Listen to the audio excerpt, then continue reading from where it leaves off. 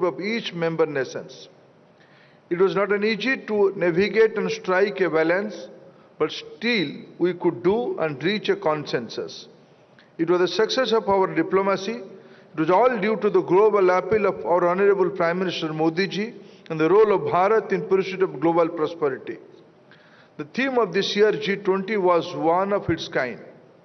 The focus was on bringing the world together with a human-centric approach through Bharat's timeless spirit of Vasudhaiva Kutumbakam, one earth, one family and one future. This inclusive vision was realized through India's leadership in the successful inclusion of the African Union as the 21st members of G20. This truly democratizes the G20. The image of embraced Prime Minister between the Prime Minister and the President of South African Union will linger for a long time to come.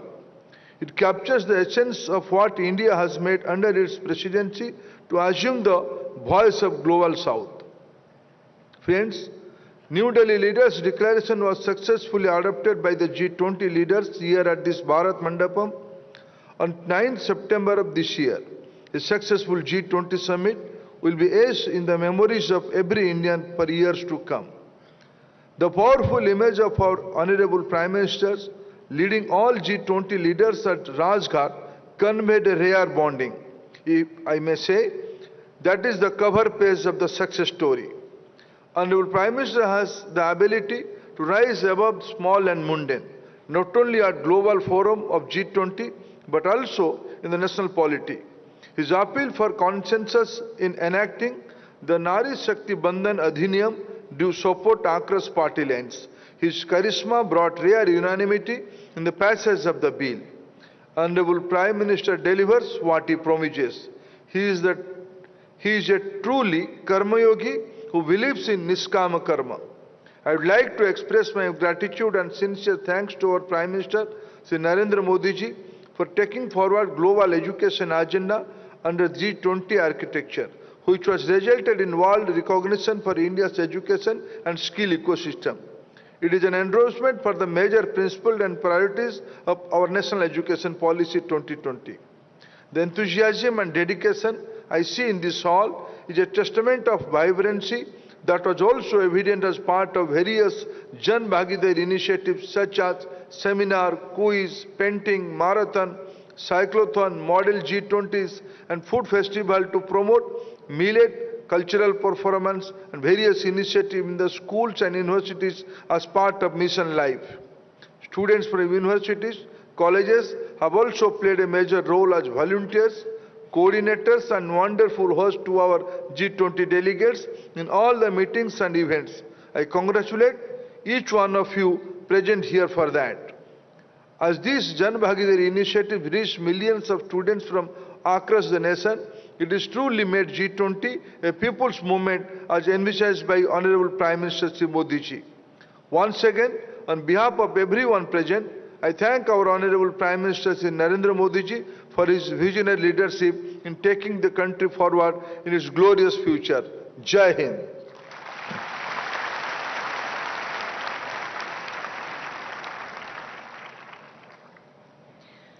बहुत बहुत धन्यवाद माननीय केंद्रीय शिक्षा तथा कौशल विकास एवं उद्यमशीलता मंत्री।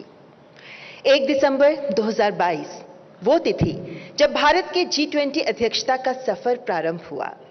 इस यात्रा में कितने ही पड़ाव आए, कितनी ही उपलब्धियां अर्जित की गईं, कितने ही आयाम जुड़ते चले गए। इन्हें 4 पुस्तकों में समेटने, सहेजने, संकलित करने का प्रयास किया गया है, जिन्हें आज माननीय प्रधानमंत्री जी के द्वारा रिलीज किया जाएगा और रिलीज होने के कुछ ही मिनटों बाद ये G20 मोबाइल ऐप पर भी उपलब्ध होंगी। पहली पुस्तक है the grand success of G20 Bharat presidency, visionary leadership, inclusive approach. ये पुस्तक इस तस्वीर को उकेरती है कि कैसे भारत की G20 प्रेसिडेंसी के दौरान माननीय प्रधानमंत्री जी के दूरदर्शी नेतृत्व और समावेशी दृष्टिकोण ने इसे आकार दिया। इंक्लूजन, सस्टेनेबिलिटी की अप्रोच, लाइफ यानी लाइफस्टाइल फॉर एनवायरनमेंट का विजन, जन भागीदारी की पहल इसके महत्वपूर्ण आयाम रहे। दूसरी पुस्तक इंडियाज G20 प्रेसिडेंसी, वसुधैव कुटुंबकम, one earth, one family, one future. This is a captivating coffee table book on India's G20 presidency. Bharat सरकार के माननीय मंत्रियों के द्वारा अपने अपने कार्य समूह का नेतृत्व करते हुए लिखे गए लेखों के माध्यम से ये पुस्तक भारत की अध्यक्षता का सार प्रस्तुत करती है। तीसरी पुस्तक compendium of G20 university connect engaging young minds. ये कंपेंडियम यूनिवर्सिटीज और कॉलेजेस में जो लेक्चर सीरीज और स्टूडेंट एक्टिविटीज आयोजित की गई उनके बारे में जानकारी देती है। और चौथी पुस्तक है showcasing India culture eight G20। Bharat की अध्यक्षता में G20 के दौरान विश्व को भारत की समृद्ध सांस्कृतिक विरासत से पुनः परिचित होने का मौका मिला, इसका अवसर मिला। और ICCR ने देश भर में 60 से अधिक स्थानों पर 17,000 से अधिक कलाकारों को शामिल करते हुए 300 से अधिक सांस्कृतिक कार्यक्रमों का आयोजन किया। ये कॉफी टेबल बुक भारतीय संस्कृति की इसी विविधता को आकर्षक स्वरूप में प्रस्तुत करती है। कार्यक्रम को आगे बढ़ाने के लिए मैं माननीय प्रधानमंत्री जी से सादर अनुरोध करती हूं, कृपया मंच पर पधारें।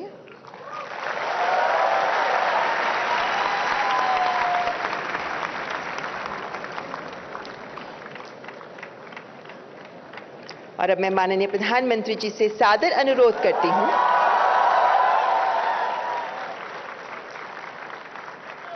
कि कृपया रिमोट का बटन दबाकर सबसे पहले इन 4 पुस्तकों का लोकार्पण करें।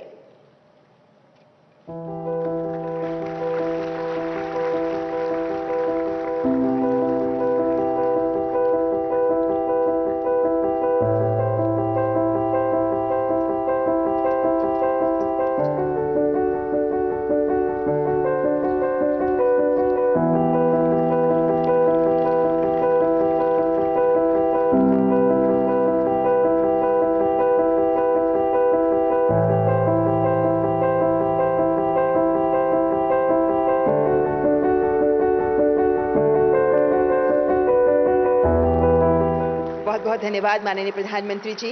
देश के युवा आज आपको सुनने को आतुर है। माननीय प्रधानमंत्री जी, आपसे सादर अनुनय करती हूं, कृपया अपने प्रेरणादायक वचनों द्वारा हमारा मार्गदर्शन करें। माननीय प्रधानमंत्री जी।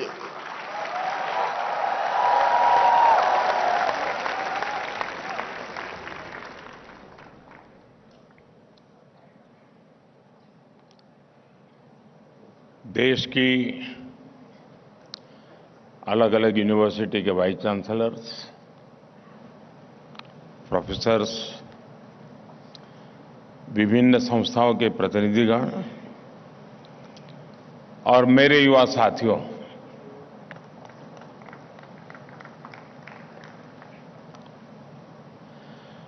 आज जितने लोग ये भारत मंडपम में हैं, उससे कहीं ज्यादा हमारे साथ ऑनलाइन जुड़े हुए हैं।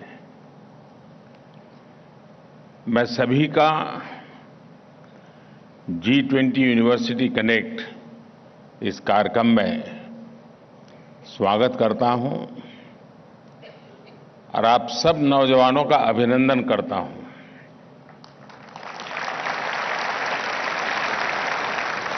फ्रेंड्स, आज से 2 सप्ताह पूर्व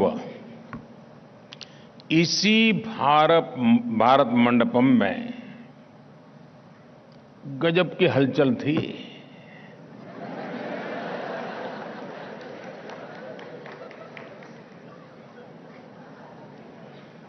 ये भारत मंडपम बिल्कुल हैपनिंग प्लेस बना हुआ था।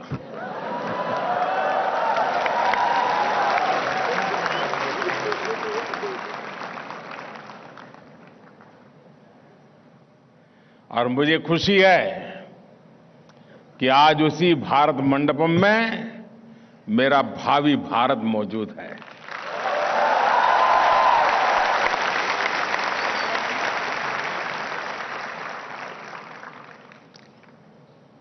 G20 के आयोजन की और उसको भारत ने जिस ऊंचाई पर पहुंचा दिया है, ये देखकर दुनिया वाकई बहुत चकित है। लेकिन जानते हैं, मैं बिल्कुल हैरान नहीं हूं, बिल्कुल सरप्राइज नहीं हूं। शायद आपके मन में होता होगा, इतना बड़ा हो गया, आपको कुछ नहीं हुआ, क्या कारण है? जानते हैं क्यों? क्योंकि जिस कार्यक्रम को सफल बनाने का बीड़ा आप जैसे यूथ स्टूडेंट्स उठा लेते हैं, यंग स्टूडेंट उठा लेते हैं, यूथ जुड़ जाता है, तो फिर उसका सफल होना तय हो जाता है। आप यंगस्टर्स की वजह से पूरा भारत ही एक हैपनिंग प्लेस बन गया है।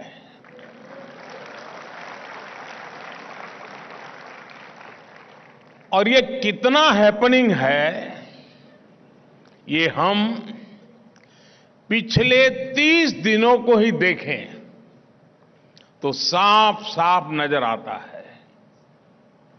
और जब मैं 30 दिन की बात करता हूं ना, आप भी साथ साथ जरा अपने 30 दिन को जरा जोड़ते चलना। बीते हुए 30 दिन, आपकी यूनिवर्सिटी के 30 दिन भी याद कर लेना, और देश में और भी लोगों के पराक्रम 30 दिन में हुए वो भी याद कर लेना।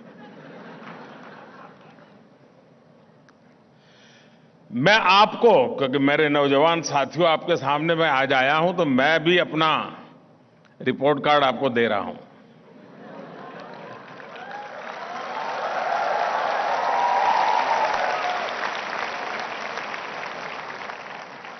मैं आपको पिछले 30 दिन का एक रिकैप देना चाहता हूं। उससे आपको नए भारत की स्पीड और नए भारत का स्केल दोनों का पता चलेगा। साथियों, आप सबको याद होगा 23 अगस्त का वो दिन जब हार्ट बीट गले तक आ रही थी। भूल गए? हर कोई प्रार्थना कर रहा था कि भाई साहब ठीक रहे, कुछ गड़बड़ ना हो जाए। कर रहे थे ना? और फिर अचानक हर किसी का चेहरा खिल उठा।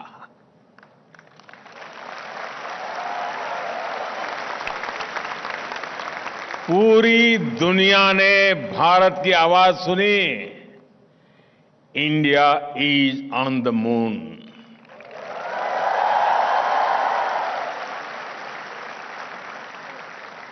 तेईस अगस्त की वो तारीख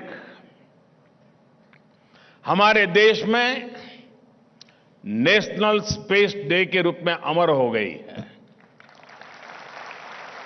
लेकिन उसके बाद क्या हुआ? इधर मून मिशन सफल हुआ, उधर भारत ने अपना सोलर मिशन लॉन्च कर दिया। अपना चंद्रयान अगर 3 लाख किलोमीटर गया तो ये 15 लाख किलोमीटर तक जाएगा। आप मुझे बताइए, भारत की रेंज का कोई मुकाबला है क्या? फ्रेंड्स, पिछले 30 दिनों में भारत की डिप्लोमेसी एक नई ऊंचाई पर पहुंची है। G20 से पहले दक्षिण अफ्रीका में ब्रिक्स समिट हुई। भारत के प्रयास से ब्रिक्स कम्युनिटी में 6 नए देश शामिल हुए हैं। साउथ अफ्रीका के बाद मैं ग्रीस गया था। ये 40 साल में किसी भी भारतीय प्रधानमंत्री की पहली यात्रा थी।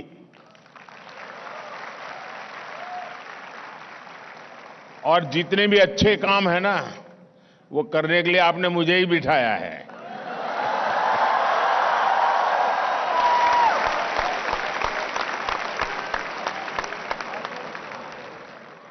G20 समिट से ठीक पहले मेरी इंडोनेशिया में भी अनेक वर्ल्ड लीडर से मीटिंग हुई। इसके बाद G20 में इसी भारत मंडप में दुनिया के लिए बड़े बड़े फैसले लिए गए।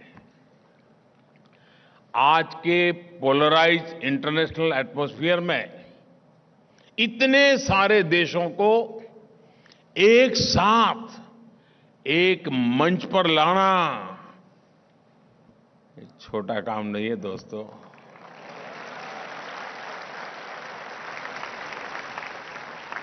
आप एक पिकनिक ऑर्गेनाइज करो ना तो भी तय नहीं कर पाते हो कहां जाए।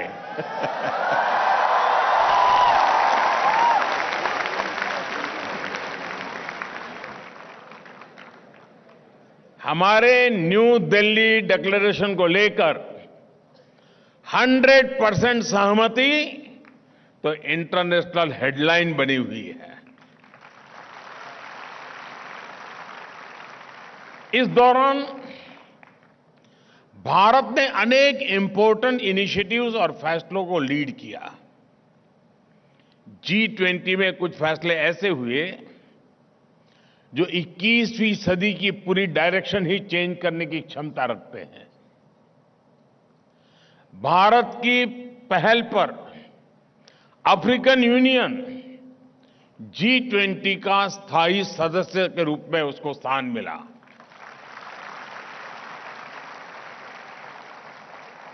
ग्लोबल बायोफ्यूल्स अलायंस का नेतृत्व भी भारत ने किया। G20 समिट में ही हम सभी ने मिलकर India middle east Europe corridor बनाने का भी फैसला लिया है। ये कॉरिडोर कई महाद्वीपों को आपस में जोड़ेगा।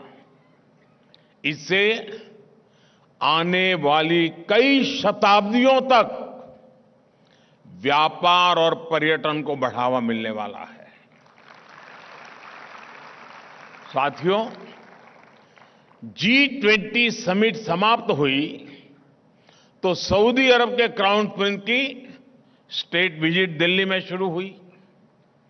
सऊदी अरब भारत में $100 बिलियन का निवेश करने जा रहा है।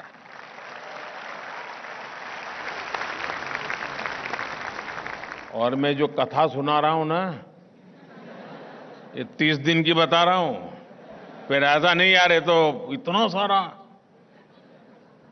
बीते 30 दिनों में ही भारत के प्राइम मिनिस्टर के रूप में मेरी कुल 85 वर्ल्ड लीडर से मीटिंग हुई है।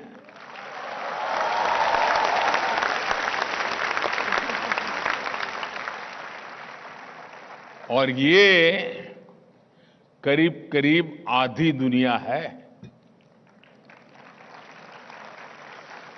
आप सोच रहे होंगे कि इससे आपको क्या फायदा होगा। होता है ना,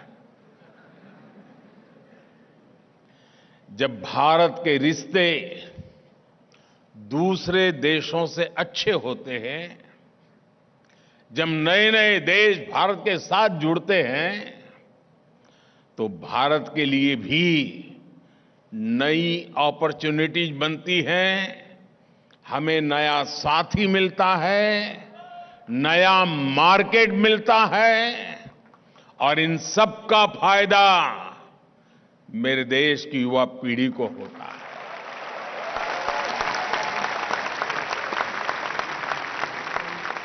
साथियों, आप सब सोच रहे होंगे कि पिछले 30 दिन का रिपोर्ट कार्ड देते हुए मैं सिर्फ स्पेस साइंस और ग्लोबल रिलेशंस की बात कर रहा रहूंगा क्या?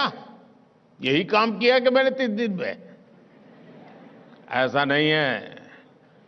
पिछले 30 दिनों में एससी, एसटी, ओबीसी के लिए, गरीबों और मिडिल क्लास के लिए, उनको एम्पावर करने के लिए भी कई कदम उठाए गए।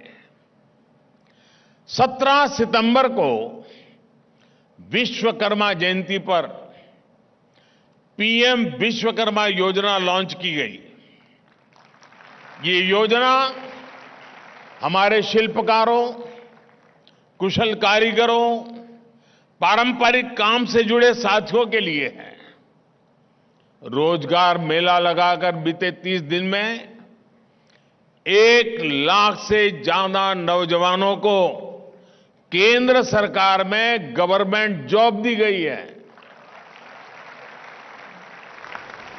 जब से ये कार्यक्रम शुरू हुआ है, 6 लाख से ज्यादा युवक युवतियों को नियुक्ति पत्र दिए गए हैं।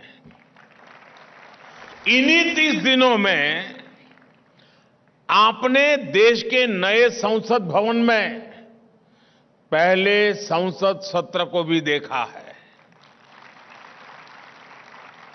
देश के नए संसद भवन में पहला विधेयक पास हुआ जिसने पूरे देश को गर्व से भर दिया है।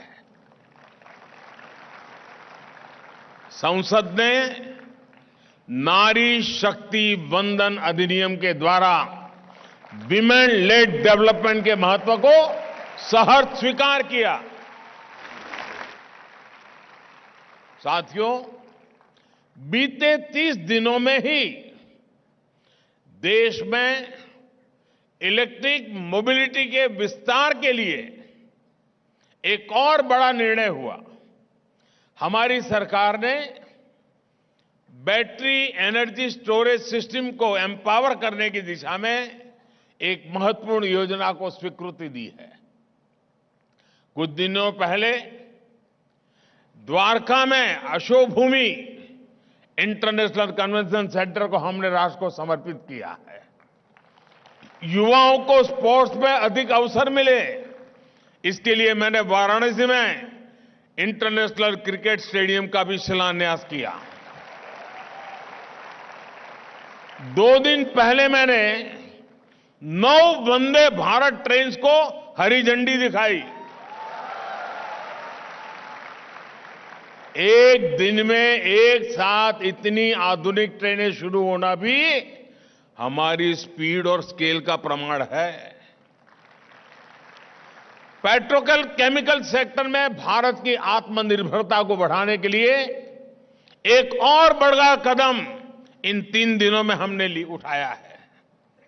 मध्य प्रदेश में स्थित एक रिफाइनरी में पेट्रोकेमिकल कॉम्प्लेक्स का शिलान्यास किया गया है। मध्य प्रदेश में ही रिन्यूएबल एनर्जी, आईटी पार्क, एक मेगा इंडस्ट्रियल पार्क और 6 नए औद्योगिक क्षेत्रों पर काम शुरू हुआ है। ये जितने भी काम मैंने गिनाए हैं, इनका सीधा संबंध युवाओं की स्किल से है, युवाओं के लिए जॉब क्रिएशन से है। ये लिस्ट इतनी लंबी है कि पूरा समय इसी में बीत जाएगा। ये 30 दिन का मेरा हिसाब मैं दे रहा था आपको। अब आपने अपना हिसाब लगाया क्या? आप ज्यादा से ज्यादा कहेंगे 2 मूवी देखी।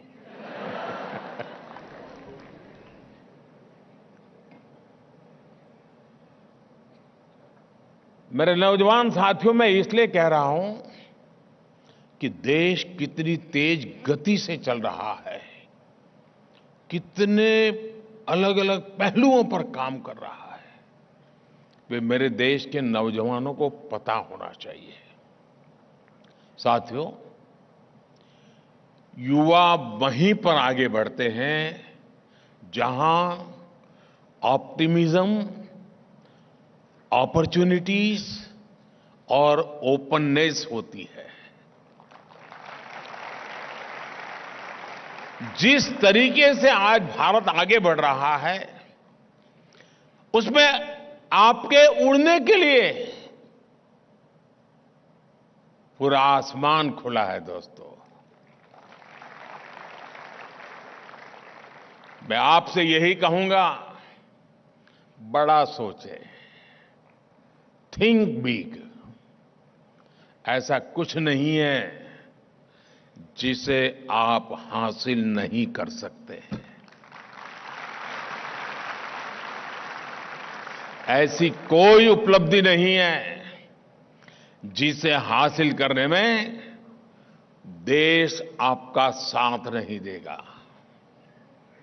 आप किसी भी अवसर को मामूली ना समझें, बल्कि उस अवसर को एक नया बेंचमार्क बनाने के बारे में सोचें। हमने G20 को भी इसी अप्रोच से इतना भव्य और इतना विराट बनाया। हम भी G20 प्रेसिडेंसी को सिर्फ डिप्लोमेटिक और दिल्ली सेंट्रिक अफेयर बना सकते थे, लेकिन भारत ने इसे पीपल ड्रिवन नेशनल मूवमेंट बना दिया। भारत की डायवर्सिटी, डेमोग्राफी, डेमोक्रेसी की ताकत ने G20 को नई ऊंचाई पर पहुंचा दिया। G20 की 200 से ज्यादा बैठकें हुई, 60 शहरों में इनका आयोजन हुआ। G20 की गतिविधियों में 1.5 करोड़ से ज्यादा नागरिकों ने अपना योगदान दिया।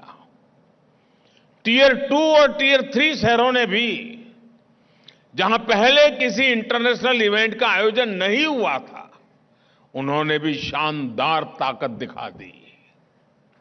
और मैं आज इस कार्यक्रम में G20 के लिए अपने यूथ की विशेष तौर पर सराहना करूंगा।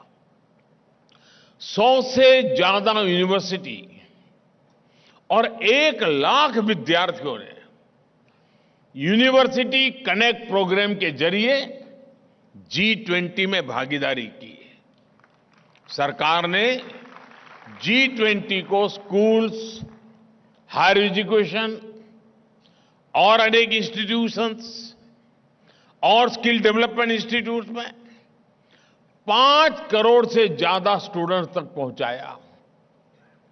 हमारे लोगों ने बड़ा सोचा, लेकिन जो डिलीवर किया वो उससे भी ज्यादा भव्य रहा है।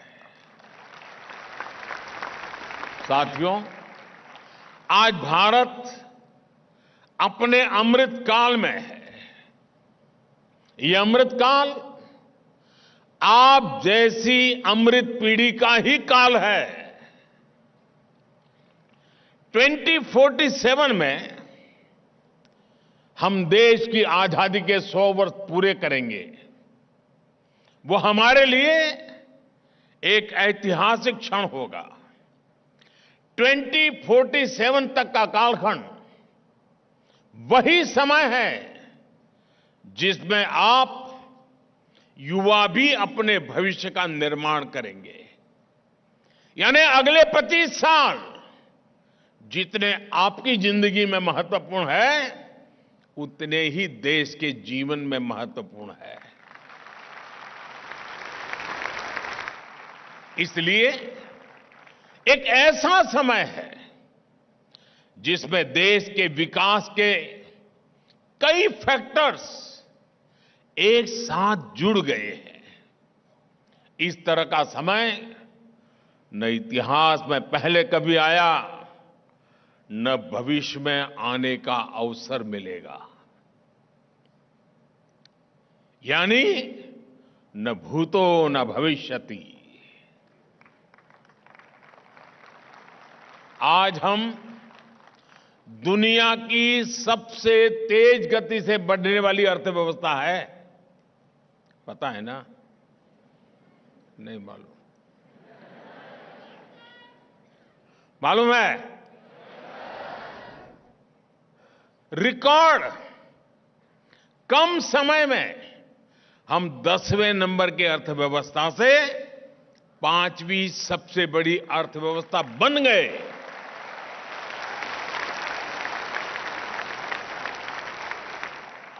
आज भारत पर दुनिया का भरोसा बुलंद है।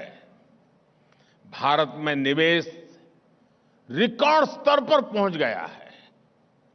आज भारत का मैन्युफैक्चरिंग और सर्विस सेक्टर नई ऊंचाइयां छू रहा है। हमारा निर्यात, एक्सपोर्ट नए रिकॉर्ड बना रहा है। सिर्फ 5 वर्षों में 13.5 करोड़ से ज्यादा लोग गरीबी से बाहर आए हैं। यही भारत का न्यू मिडिल क्लास बन गया है। देश में सोशल इंफ्रास्ट्रक्चर, फिजिकल इंफ्रास्ट्रक्चर और डिजिटल इंफ्रास्ट्रक्चर के निर्माण से विकास में अभूतपूर्व तेजी आ गई है। इस साल फिजिकल इंफ्रास्ट्रक्चर में 10 लाख करोड़ का निवेश किया जा रहा है।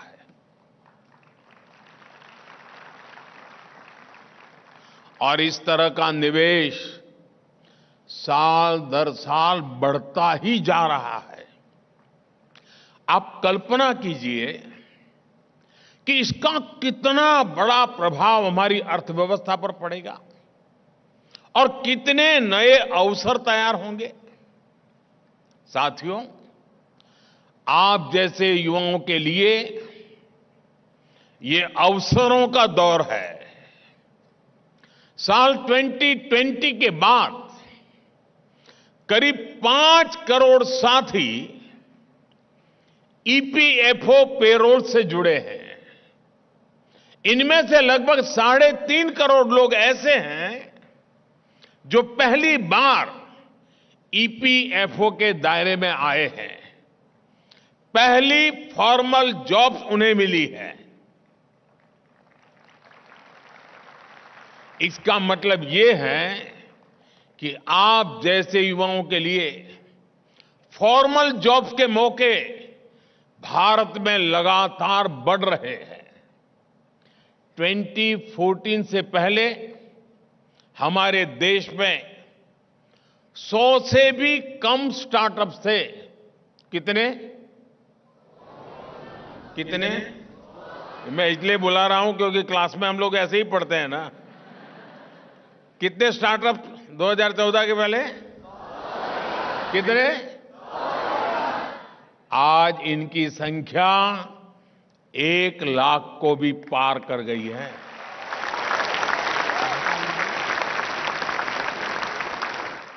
स्टार्टअप की इस लहर ने कितने ही लोगों को रोजगार के मौके दिए हैं। आज भारत दुनिया का दूसरा सबसे बड़ा मोबाइल मैन्युफैक्चरर बन गया है। हम मोबाइल फोन्स के इंपोर्टर से आज एक्सपोर्टर बन गए हैं। इसके कारण भी बड़ी संख्या में नौकरियों के अवसर बने हैं। डिफेंस मैन्युफैक्चरिंग के क्षेत्र में भी बीते कुछ वर्षों में बड़ा विकास हुआ है। 2014 की तुलना में डिफेंस एक्सपोर्ट करीब 23 गुना बढ़ा है। जब इतना बड़ा परिवर्तन होता है तो डिफेंस इकोसिस्टम की पूरी सप्लाई चेन में भी बड़ी संख्या में नई नौकरियों के अवसर बनते हैं। मैं जानता हूं कि हमारे कई युवा साथी जॉब सीकर के बजाय जो काम आप चाहते हैं वही मैं कर रहा हूं ना। कुछ लोग बड़े परेशान हैं। साथियों, विकास की यात्रा को जारी रखने के लिए क्लीन, क्लियर और स्टेबल गवर्नेंस बहुत जरूरी है। अगर आपने निश्चय कर लिया तो 2047 तक भारत को एक विकसित, समावेशी और आत्मनिर्भर देश बनने से कोई नहीं रोक सकता।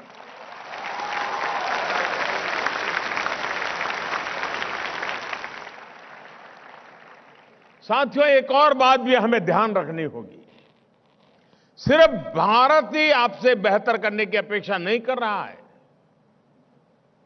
पूरी दुनिया आपको उम्मीद की नजर से देख रही है।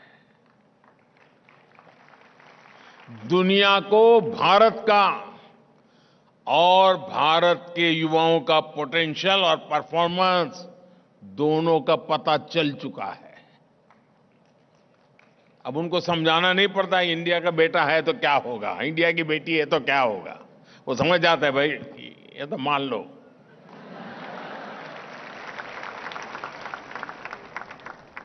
दुनिया की प्रगति के लिए भारत की प्रगति और भारत के युवाओं की प्रगति बहुत आवश्यक है।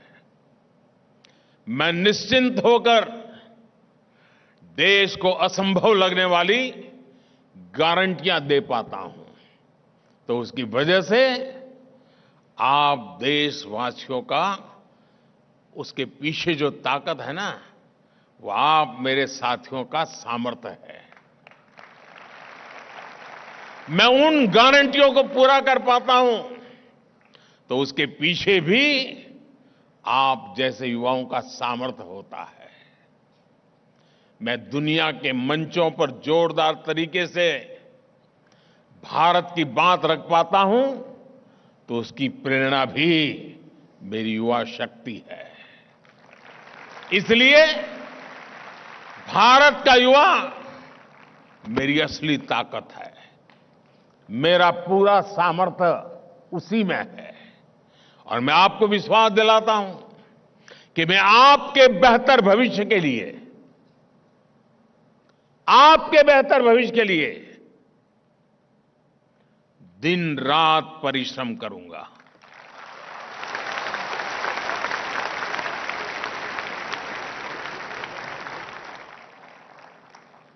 लेकिन फ्रेंड्स, मेरी आपसे भी अपेक्षाएं हैं। मैं आज आपसे भी कुछ मांगना चाहता हूं।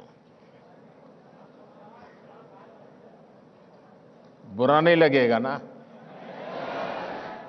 आपको लगेगा ये कैसा प्रधानमंत्री है, हम नौजवानों से मांग रहा है। साथियों, मैं आपसे ये नहीं मांग रहा हूं कि आप मुझे चुनाव जिता देना।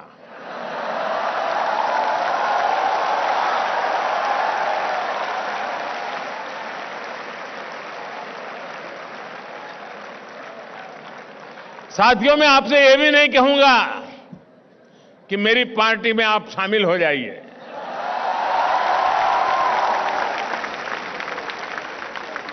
साथियों, मेरा कुछ भी पर्सनल नहीं है। जो है वो देश का है, देश के लिए है।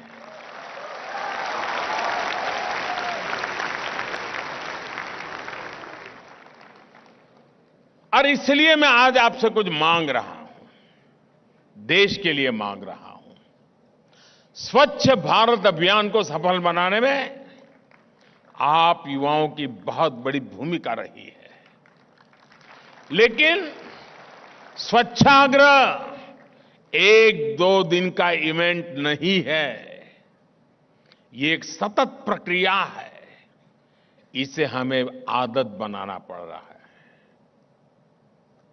और इसलिए 2 अक्टूबर को पूज्य बापू की जन्म जयंती से ठीक पहले 1 अक्टूबर को स्वच्छता से जुड़ा बहुत बड़ा कार्यक्रम पूरे देश में होने वाला है।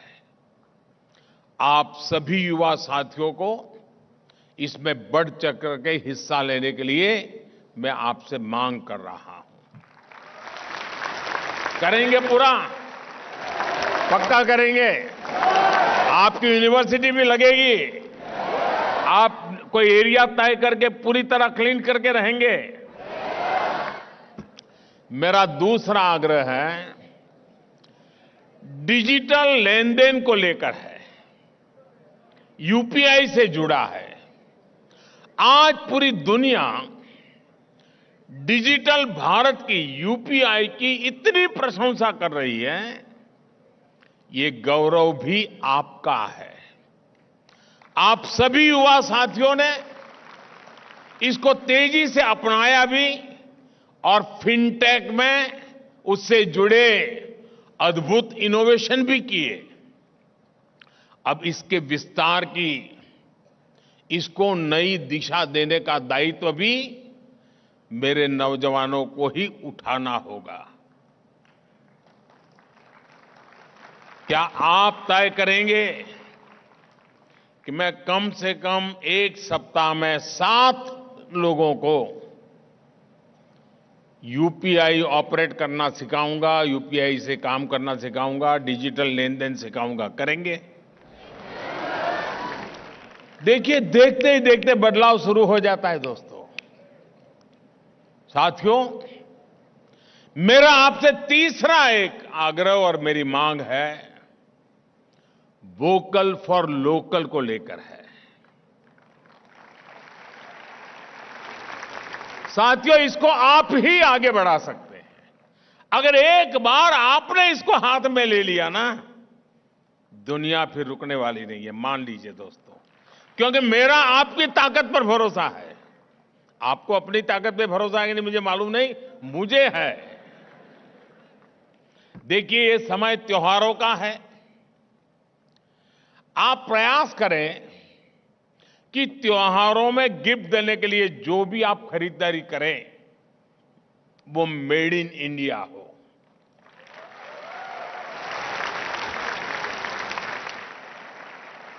अपने जीवन में भी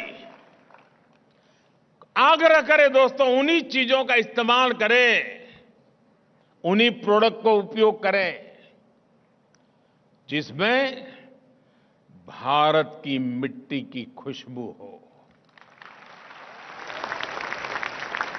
जिसमें भारत के श्रमिकों के पसीने की महक हो।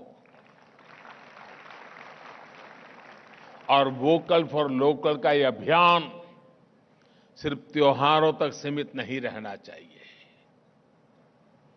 मैं एक काम बताता हूं, आप करेंगे? होमवर्क के बिना तो क्लास होता ही नहीं है। करेंगे? कुछ लोग तो बोलते ही नहीं है। आप अपने परिवार के सब लोगों के साथ मिलकर के कागज पेन लेकर के, या तो फिर मोबाइल पर लिखते हो तो मोबाइल पे सूची बनाइए कि आपके घर में जिन चीजों का आप उपयोग करते हैं, 24 घंटे में जिन जिन चीजों का आप उपयोग करते हैं, उसमें कितनी हमारे देश की हैं और कितनी बाहर की है। बनाएंगे सूची? आपको पता भी नहीं होगा कि आपके जेब में जो कंगा है ना, कंगी, वो भी कभी विदेशी आ गई होगी, पता नहीं होगा। ऐसी ऐसी चीजें विदेशी हमारे घर में, हमारे जीवन में घुस गई हैं। देश को बचाने के लिए बहुत जरूरी है दोस्तों। हां, कुछ चीजें ऐसी हैं जो हमारे देश में जैसी चाहिए वैसी नहीं है, ठीक है। लेकिन हम आग्रह से देखें कि भाई जरा तला से तो कहीं गलती तो नहीं हो रही है। एक बार मेरे देश में बनी हुई चीजें मैं खरीदना शुरू करूंगा ना, तो आप देखना दोस्तों, हम इतनी तेजी से हमारा उद्योग व्यापार बढ़ेगा जिसकी आप कल्पना नहीं कर सकते। छोटा छोटा काम भी बड़े बड़े सपने पूरे करता है। साथियों, हमारे कैंपस भी वोकल फॉर लोकल के बहुत बड़े सेंटर हो सकते हैं। हमारे कैंपस सिर्फ पढ़ाई के नहीं बल्कि फैशन के भी सेंटर होते हैं। क्यों? अच्छा नहीं लगा? कोई डे मनाते होते तभी होता है क्या? हैं, आज रोज डे है।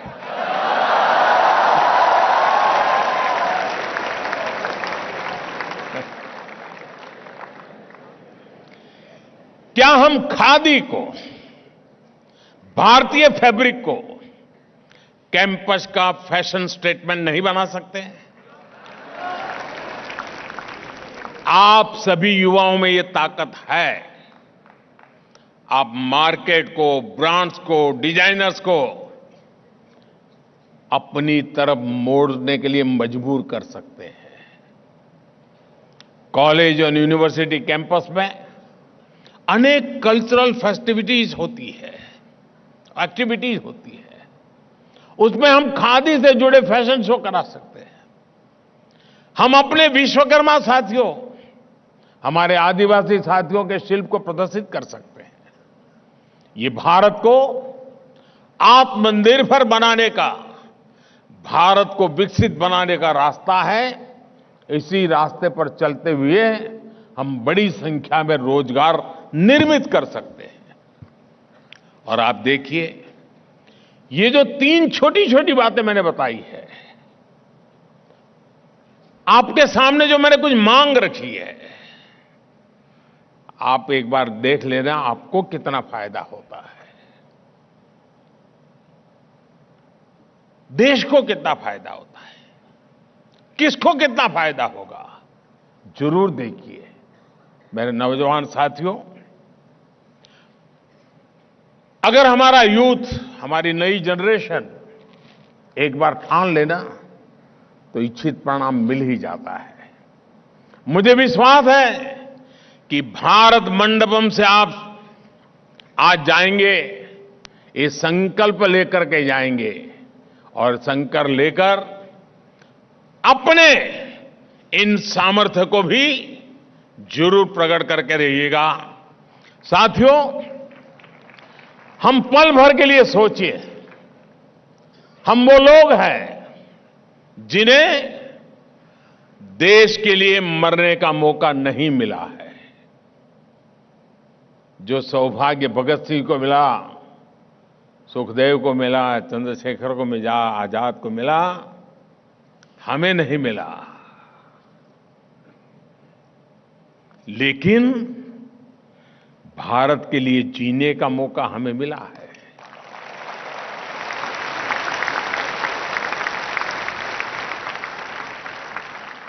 आज से 100 साल पहले की तरफ नजर करिए। 1920, 22, 23, 25, 30 का कल्पना कीजिए आप। उस समय का जो नौजवान था, उसने ठान लिया था कि मैं देश को आजाद कराने के लिए जो कुछ भी कर सकता हूं मैं करूंगा, जो मार्ग मिलेगा मैं करूंगा। और उस समय के नौजवान चल पड़े थे, किताबें अलमारी में रख दी थी, जेलों में जाना पसंद किया था, फांसी के तख्त पर चढ़ना पसंद किया था। जो राह मिली उस राह पर चल दिए थे।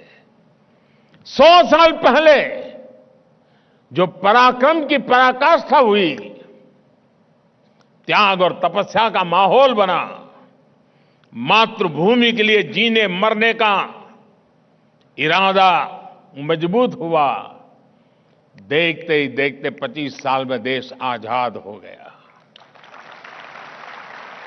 हुआ कि नहीं दोस्तों? उनके पुरुषार्थ हुआ कि नहीं हुआ? अगर उस 25 साल के राष्ट्रव्यापी जो सामर्थ्य पैदा हुआ, उसने 1947 में देश को स्वराज्य दिया। साथियों, मेरे साथ चल पड़ो, आओ, मैं आपको निमंत्रण देता हूं। 25 साल हमारे सामने है। 100 साल पहले जो हुआ था, हम एक बार वो स्वराज्य के लिए चले थे, हम समृद्धि के लिए चल पड़े। 25 साल में इस देश को समृद्ध बना करके रहेंगे। उसके लिए मुझे जो करना पड़ेगा, मैं पीछे नहीं हटूंगा। आत्मनिर्भर भारत समृद्धि के द्वार खोलता है दोस्तों। आत्मनिर्भर भारत स्वाभिमान को नई ऊंचाई पर पहुंचाता है। उस संकल्प को लेकर के चलिए, आइए हम मिलकर के एक समृद्ध भारत का संकल्प पूरा करें। 2047 में हम डेवलप कंट्री होने चाहिए।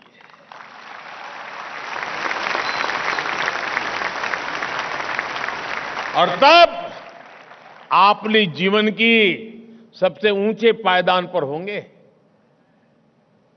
25 साल के बाद आप जहां भी होंगे, अपने जीवन के सबसे ऊंचे पायदान पर होंगे। आप कल्पना करो दोस्तों, मैं जो आज मेहनत कर रहा हूं ना, और कल मैं आपको लेकर के मेहनत करने वाला हूं, वो आपको कहां से कहां पहुंचा देगा। आपके सपने साकार होने में कोई रोक नहीं कर सकता है दोस्तों। और मैं आपको गारंटी देता हूं दोस्तों, भारत को दुनिया की 3 टॉप इकोनॉमी में मैं ला करके रखूंगा।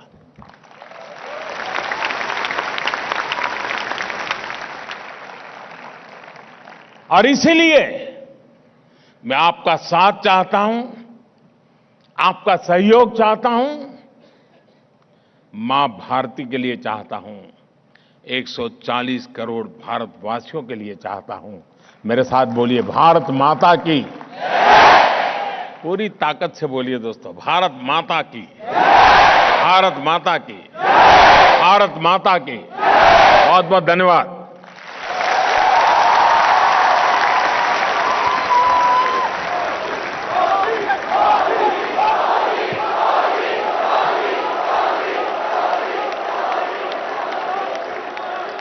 बहुत बहुत धन्यवाद माननीय प्रधानमंत्री जी, आपके प्रेरणादायक शब्दों के लिए हार्दिक आभार।